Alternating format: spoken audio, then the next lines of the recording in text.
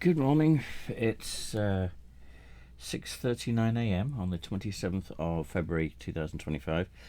I think I'm going to start making a diary and for myself to keep track of stuff because I find it hard to keep track of stuff anyway. But so woke up about 3 o'clock in the morning. I'm permanently tired, and it's after the incident. All this is all this is after the incident, but I'm permanently tired.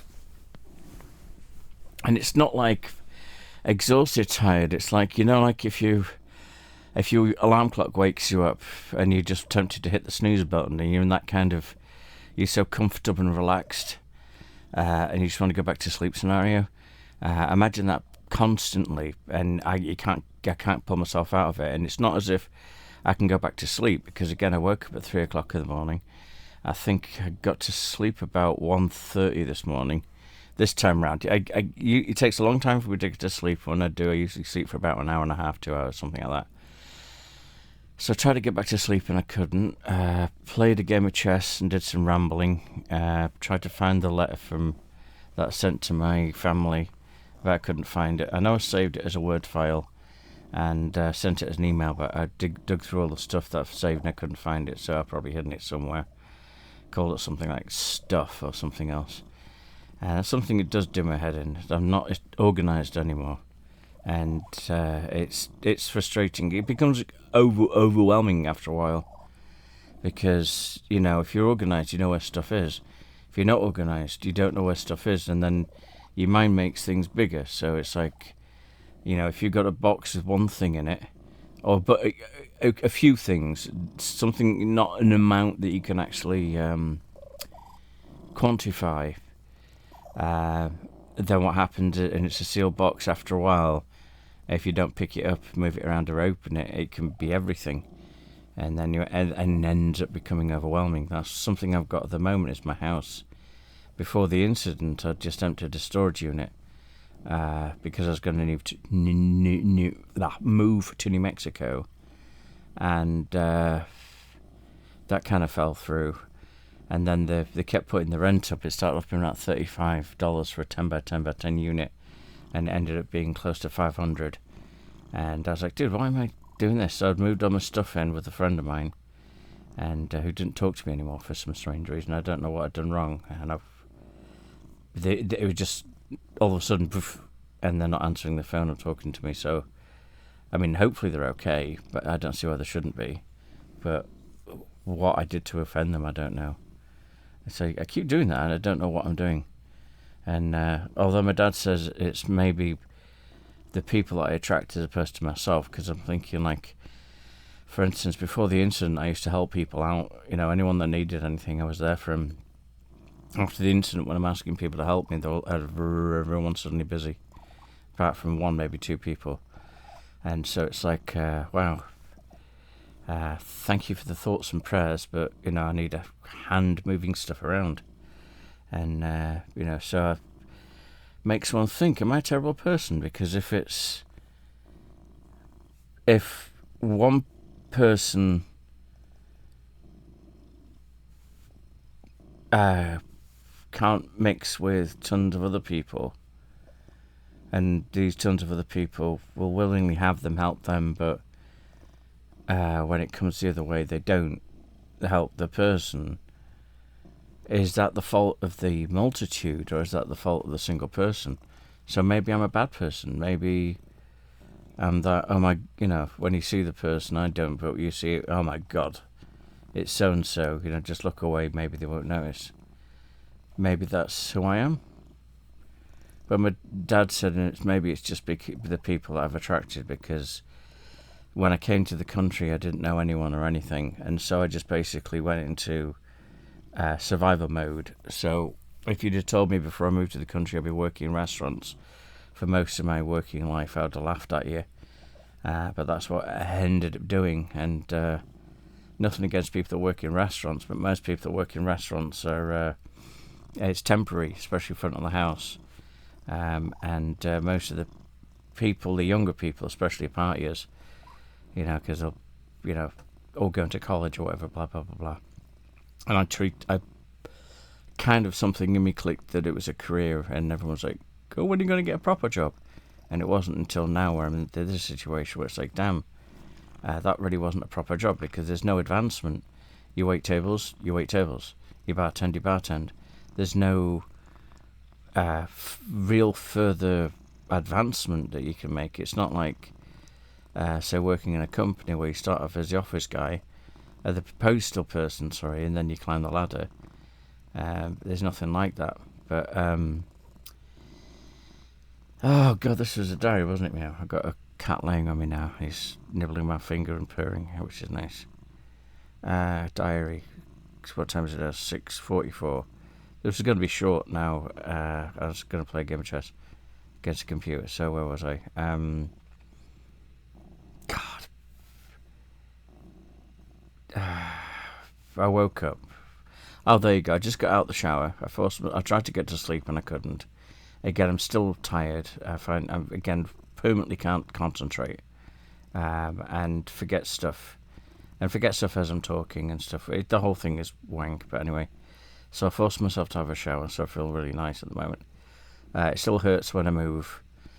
Permanently, it hurts, but it also hurts when I move, and that's one reason why it's like, I'll have a shower.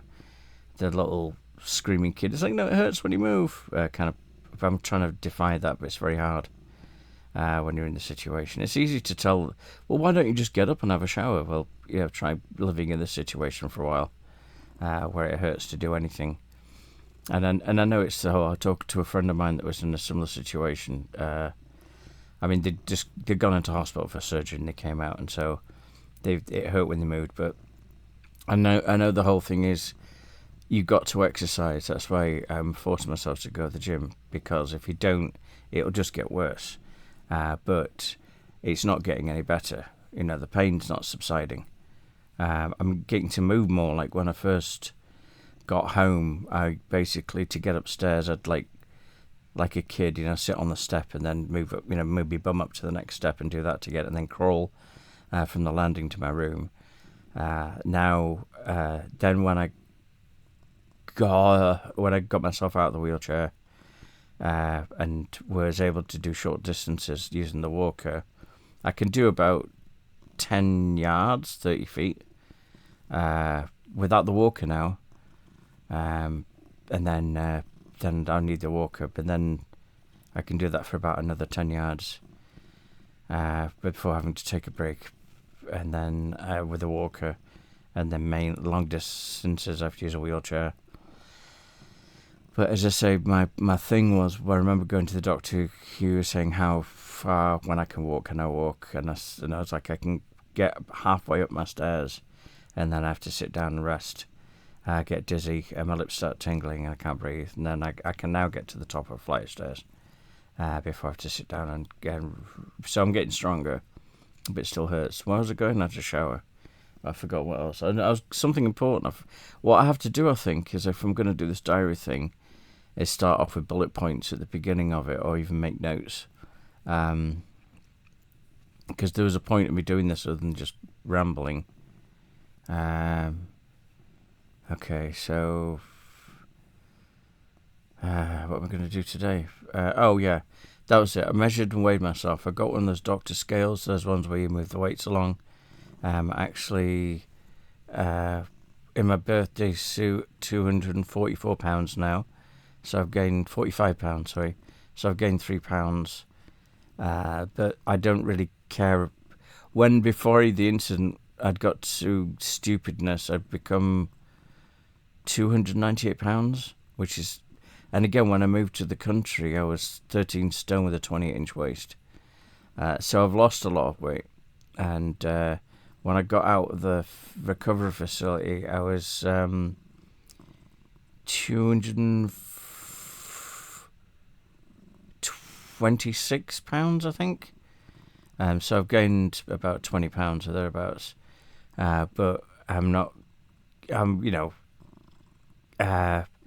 because most of my time I don't move, and that's something I'm going to get out of. I know it's temporary because I'm not getting any further, and I'm not going to be weighing any more than 250 pounds. I'm not even going to get up to 250 pounds. The closer I get to that, the more and whatever. And so it means, like, I mean, like yesterday I had noodles, and that's because I couldn't move. I was in pain. And I got a shelf right next to my bed with foodstuffs on it, and I've got an electric kettle. And so it's just putting noodles in a bowl, boiling some water and pouring water over it so that stops me from starving, blah. I know it's not good for me, and it raises your blood pressure up because of all the sodium and what have you, but again, it's just needs were there, blah, whatever. What else? I've forgotten. I was going to do something. I think that was it. It was just that I'd forced myself to have a shower. And I forget as well, and it's really terrible. Like when I fill the forms in for the hospitality thing, I'll forget how long it is since I've had a shower, and then it's like, oh my god, I stink, and it's like, and that's terrible because I used to have a shower when I got up, and then a shower before I went to bed every day, at least. And if I did, for instance, if I mowed my lawn and it was a hot day and I was all sweaty and stuff, I'd shower afterwards. So at least 2 showers a day. I know the whole thing about washing the hair regularly is a thing. So, I'd wet it, but I don't, unless it gets all manky and stuff like that. And I don't mean to that extent, but I wouldn't wash my hair, every shower. So it's not as if I'm washing my hair 3 times a day, because that's bad for your hair, I know that much. Yeah.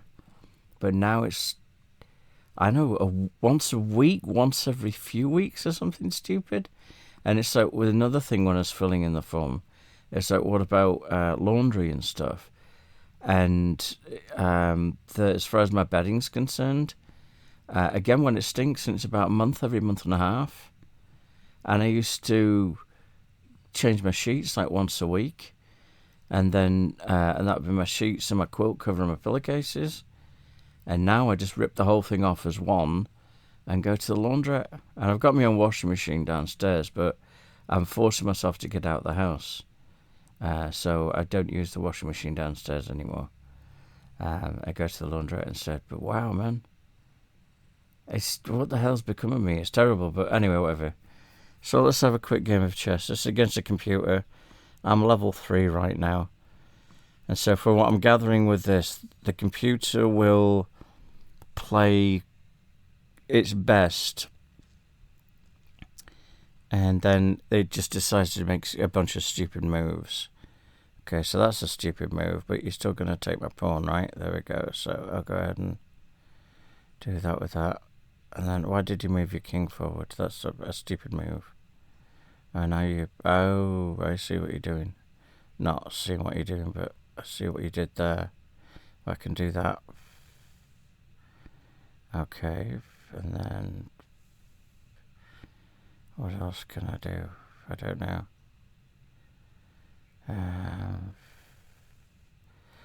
My queen's now being threatened by the bishop, so I'm going to put you in check there. Alright, so I do this, you do that, I do that. Okay, so I'll do that then. Go ahead and steal your pawn. Oh. I'll steal your queen then. Yeah, it started to do stupid stuff sooner than I thought it would do. I can do that. I don't usually use my queen as much as I'm doing now.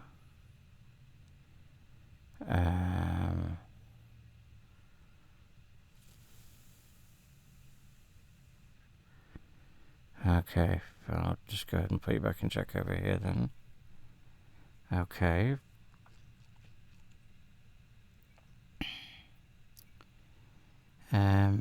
Right now, so the castle thing. Okay, how do I get myself into the ability to steal a castle without losing my queen? I'll leave that there for the time being. What do I want to bring out next? I don't know. I mean, I want to steal the castle, but I can't steal the castle because the knight's in the way. So I can maybe do this.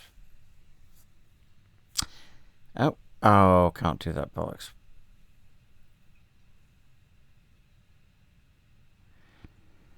I just lost a bishop. No, I didn't. I lost a pawn. Okay, we do that. And I didn't have to do that anyway, because the bishop, their bishop was covered by the queen, so they couldn't have moved the bishop, so that wasn't a threat. But then I can do this, and then, I can't steal the castle, and I can't steal the bishop because of the, I don't know what they call it. I don't know what it was. Oh, bollocks. That's very clever. Then they steal my castle. They didn't steal my castle. Why did you steal my castle? That doesn't make sense. Right, so I'll go ahead and put you in check. Steal your castle. Steal your bishop. Do you see what they're doing? They're making stupid moves. Then I can do that. And I can do that. Then I can do that. But you see what they did? They put the knight in a way that I can catch it without being protected. Okay, so what else can I do? So I've got 2 bishops and a. Okay, so what I can do? Hang on, how do I? The castle is be there. If I can't do that with a queen. Well, let's go ahead and, in fact, I can do that. And then do that. Okay, there's nothing protecting my bishop. Which means what I can do is I can castle, I think. Which means you can steal my bishop. I mean, I did something stupid, but I don't care. And then what can I do to...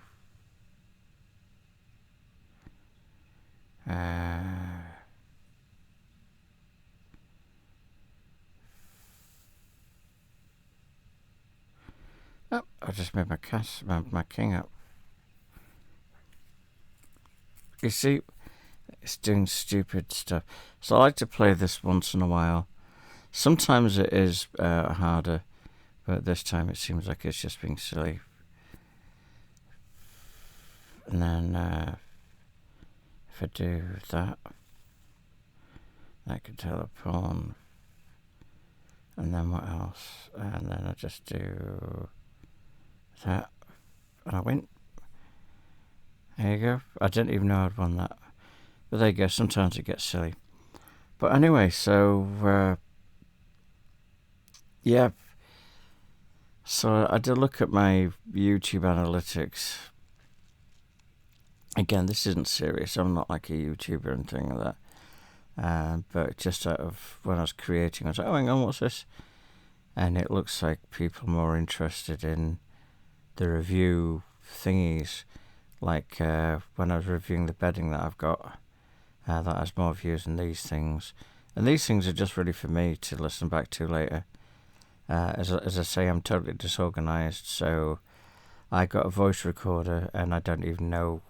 It doesn't allow you to name the file, so it's just like 01152179, and it's like, so when you pull it up, unless you listen to it, it doesn't really do anything.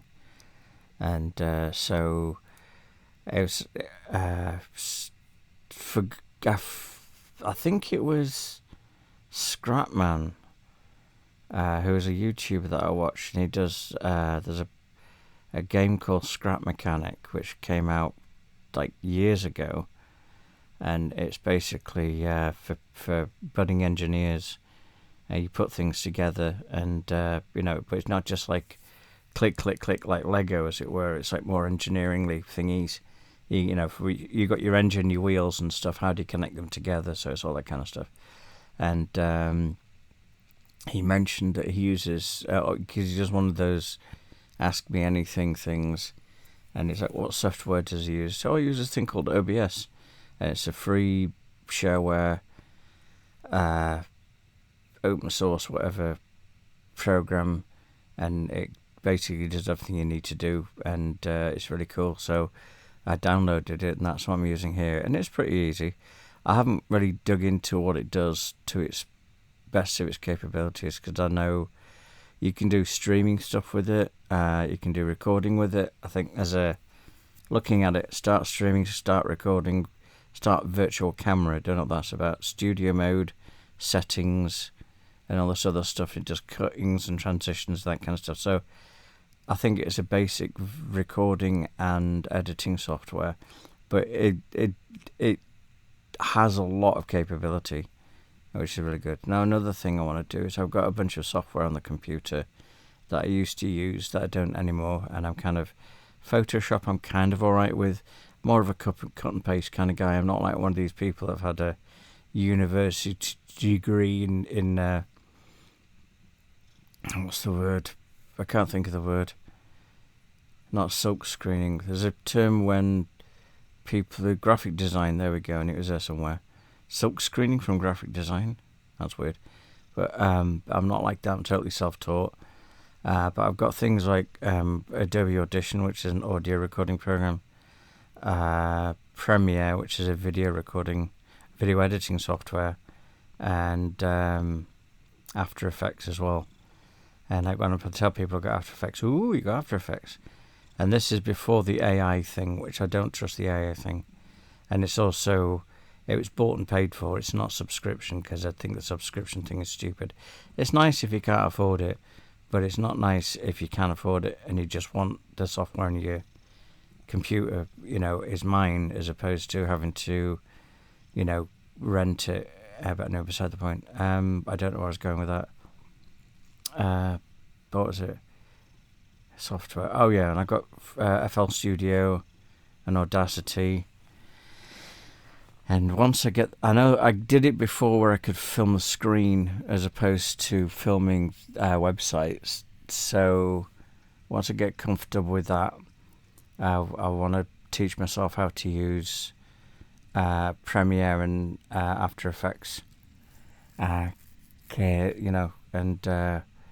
get back into that again, because that's kind of what I want to do. I wouldn't mind, I find it interesting, and I really think, there's what you have to do to get going, but there's also what you want to do, and I think if you can, I won't say make money out of it, because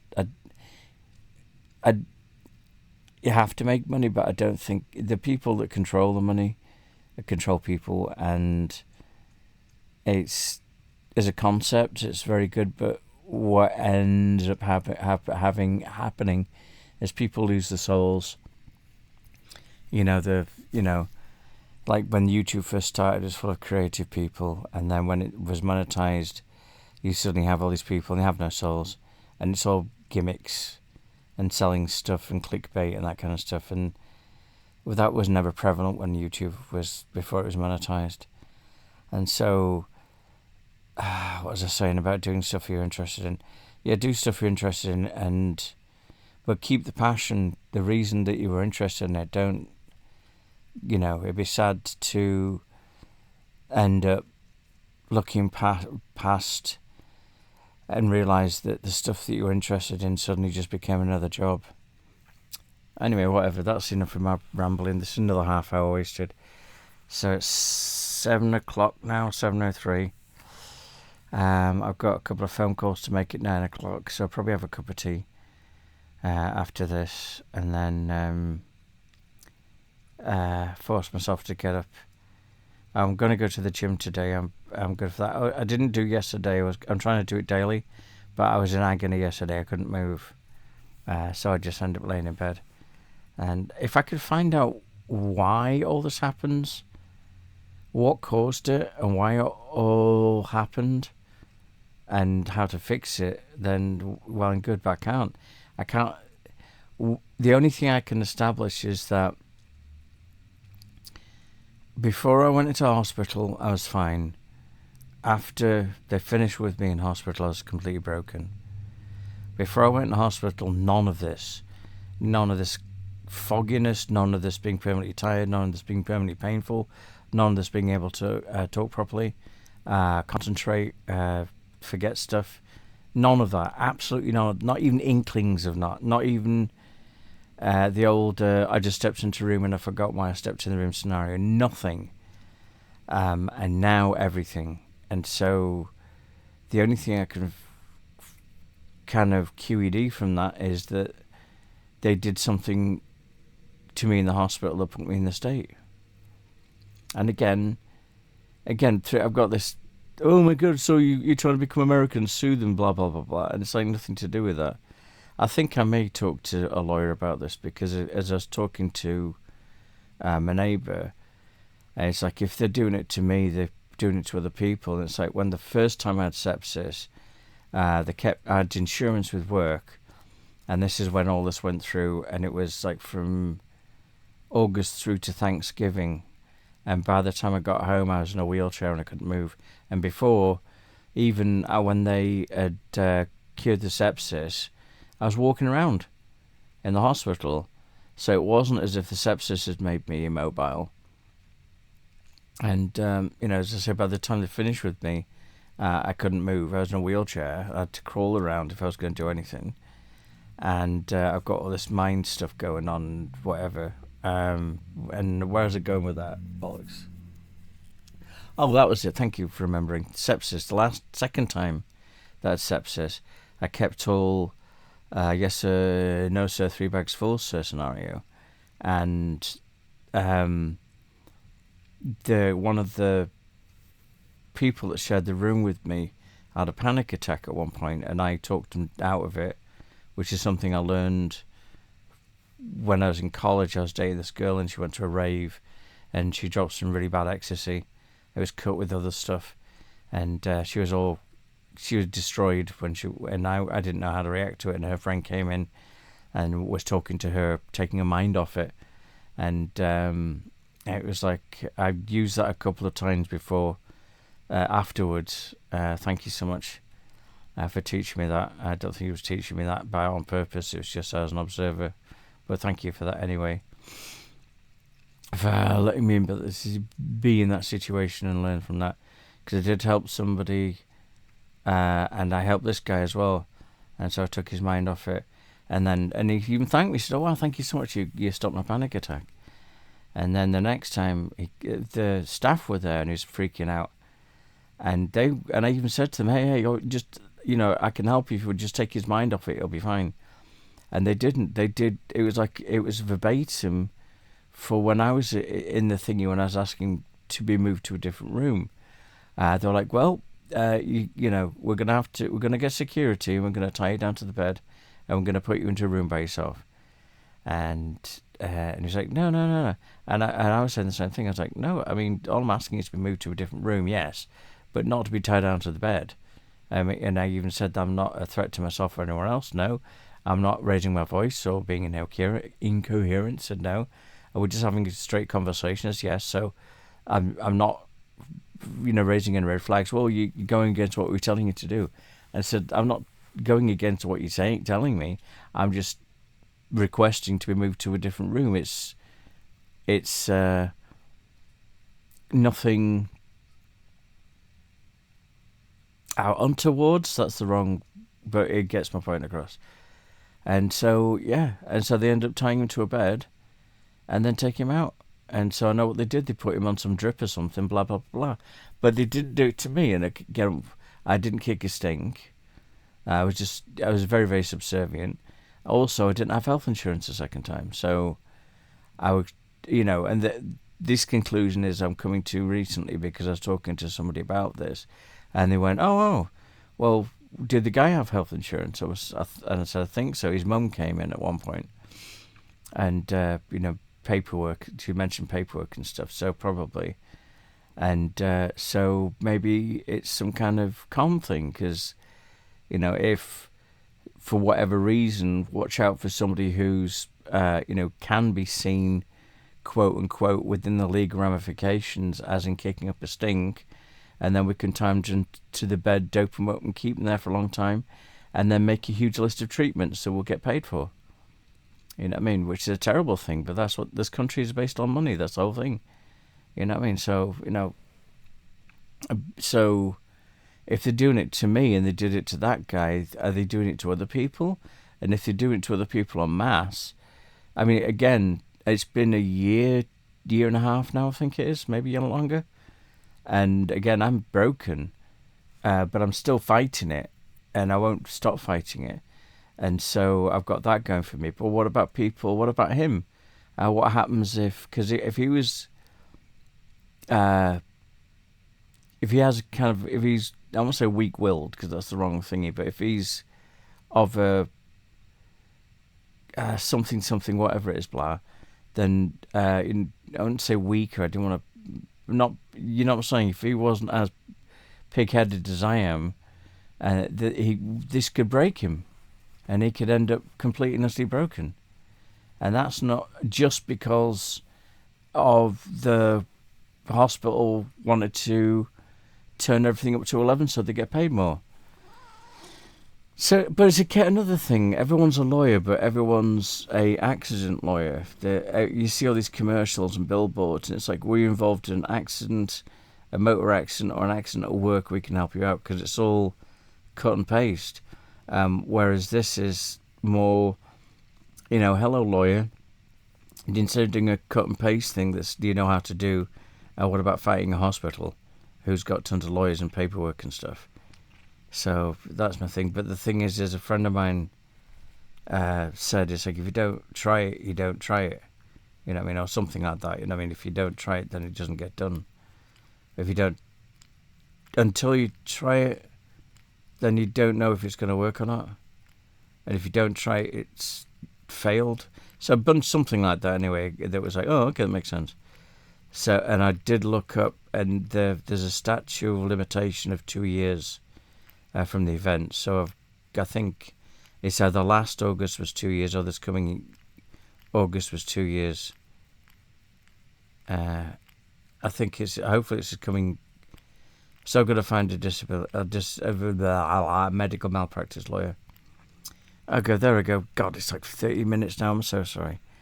But as always, when I get to this point, I don't